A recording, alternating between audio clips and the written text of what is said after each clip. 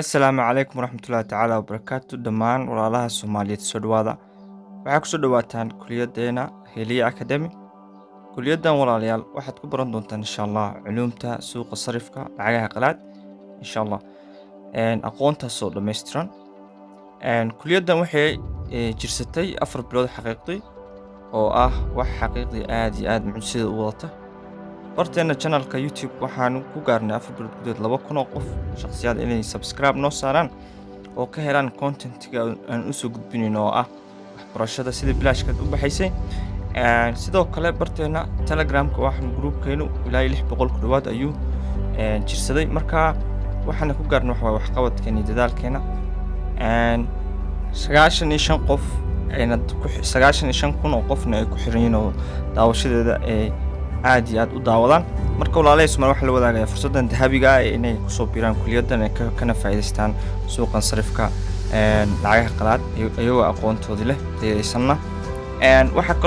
waxayna kuliyadan kugu tarbiyan doontaa maskaxdaadan dhisi doontaa adigoo maskaxdaada horta qof walbana suuqan wuxuu yimaado horta waa maskaxdiisa ka dhaadhacsantahay inuu lacag degdeg ku sameeyo ama uu maqlay suuqan lacag ayaa laga sameeyaa laakiin sidaas maaha. sida lacag looga sameeyaa lacag looga qasar laakiin kuliyadeena insha Allah waxay ka caawin doontaa in maskaxdaada aad iyo aad ay mataqaanaa ku tusto inaysan wax degdeg aysan jirin. xaqiiqdana walaalayaal wax waaye horta dunidan iyadaaba ama noloshan iyadaaba aan ahayn degdeg oo ay u baahan tahay dulqaad iyo samir marxalad walba ku soo wajahda ama caqabad walba inaad uga gudubto yacni samir adigoo kaashanaya mataqaanaa kartidaada. balse haddii kaa dhaadhacsantahay xaqiiqdii in aad degdeg ku taajirto ama degdeg aad suuqan lacag uga sameyso xaqiiqdii taas ma suurowdo mana dhacdo. laakiin annaga ahaan shakhsiyan haddaanu nahay Heliya Academy wuxuu u hiilinayaa walaalaha Soomaaliyeed diyaarna u yahay inuu u hiiliyo dhalinta walaalaha Soomaaliyeed isagoo siinaya aqoon tayeysan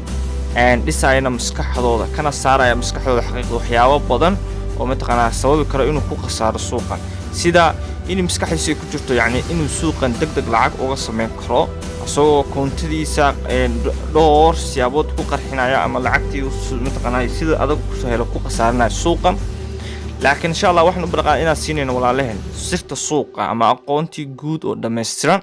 taasoo u sahlaysa hadhowda asaga inuu kaga gudbo marxaladda adkeed ama fikirkii ama walwalkii ama cabsidii ama khasaaradii joogtada ahayd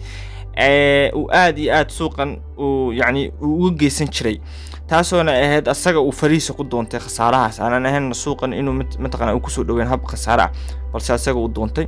marka walaalaheen Soomaali waxaan siinaynaa maskaxdii ayaan u dhisaynaa insha Allah maskaxda ayaan u dhisaynaa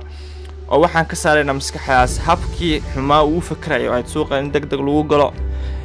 asagoo mataqaanaa aqoontii raba inuu ka talaabsado taasna xaqiiqda ma suurowdo. badanaa ardadeen waxaan ku dhiirigelinaa inay maskaxdooda dhistaan inay mataqaanaa waqti siiyaan suuqa inay mataqaanaa waxyaabo badan xaqiiqdii oo ah sida yacni inay yeeshaan himilo ama hiigsi fog ama aragti dheeri ah oo qofkaasi rabo yacni 5 sano soo socda inuu suuqani uu serious u qaato ama 6 sano ama 10 sano soo socda inuu ka shaqeysan doono yacni suuqani inuu yacni maskaxdiisa geliyo inuu yahay ganacsiyada ka mid ah. annagu habkaas ayaan ardada ku dhiirigelinaa insha Allah waan idinku dhiirigelinaynaa inta noo imaadaba iyo inta ku jirta kuliyadaba. waxa kaloo ah maskaxdooda inaan akhlaaqda tusno aan barno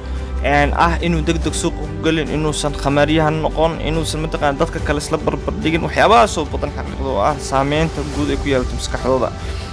taas ayaasin inaanu siino markaan tacliinta oo dhisno inaan tusno wadadii ahayd uu u haysta suuqan inuu khamaar yahay inuu yahay wuxuu sameyn karo uu dhaho waan sameeyay ama waan sameyn karaaba anagoo possible wayga u tusinayna ama hab fursad fudud u siin doona aqoonta. waxa kaloo ah in yacni aan qofkan bari doono ganacsi ahaan inuu suuqan u qaato asagoo aan u sameyn doono qorshe ganacsi ama trading plan wax loo yaqaan akhlaaqiyadkiisa ku salaysan markuu yeeshay tacliintii markuu yeeshay mataqaanaa maskaxda dhistay kadibna uu qorshe ganacsi u sameyn doono. xaqiiqda mana sahlana haddii la fiiriyo laakiin marka lagu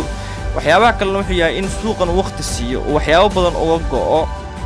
ka go'naanshana waa shay qaali ah walaalay waqti siin suuq inuu waqti la qaato oo kale habeenkii oo kale subaxdii oo kale yacni ganacsigiisa oo kale uu ka qaato laakiin wax ma aan tijaabiye ah ta kalena uu yahay aan ka dhigno xirfadle daacad ah yacni u daacad ah suuqiisa yacni uga go'i karo waxyaabo badan uga go'i karo suuqa yacni xirfadle daacad ah oo yacni ka suula waxyaabo badan oo ka mashquulina suuqa insha Allah inaan ka dhigno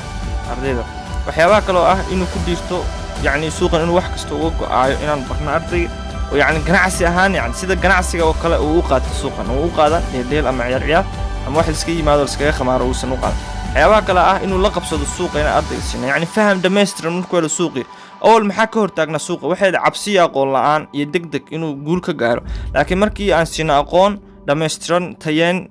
wuxuu ku dhiiranayaa ardayga inuu faham dhammaystiran suuqa ka yeesho uu aad u fahmo lana sheekaysto suuqa fahmanana meel kasta uu aaday suuqa inuu la soo baxo xaqiiqdii hab inuu ganacsade daacad u noqdo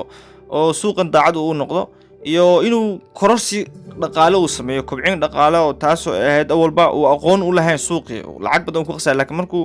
waxyaabo badan isku aadiyo inuu kobciyo dhaqaalihiisa kadibna walaalayaal uu sameeyo maamul xakamaysan waxa waa inuu lacagihiisa ogyahay meesha ku baxayaan meesha inta khasaare uu geli karo inta mataqaan faa'iido uu suuqa sameyn karo uu noqdo qof dhaqaale sidaa u sameeyo maamulkaas fariisga kadibna markuu saas sameeyo walaal wuxuu helayaa xorriyadii waqti uu raadin jiray bariyo badan oo ah inuusan cidna ku shaqeysan naftiisa isagoo uu shaqeeyo waqtiyadiisa badan oo la qaato familkiisa taa haduu helno waxa walaal uu helayaa oo kale xorriyad dhaqaale oo xaqiiqda ah waxa aan tiigsanayno ama aan u wada ordayno oo ah qofku intuu rabo lacag ka sameyn karo suuqan laakiin bilaa idab ma sameyn karo waa inuu soo dhammaystiraa waxa loo baahnaa dhammaan kadib xorriyad dhaqaale walaal markuu sameeyo wuxuu gelayaa noloshii uu rabay nolol wacan inuu galo dalxiiskiisii noloshiisii familkiisina waqti la qaato etc waxyaabo badan oo yacni ka hortaagnaa suuqan marka walaal insha Allah soo dhawaada dhammaantiin insha Allah kuna soo dhawaada kuliyadda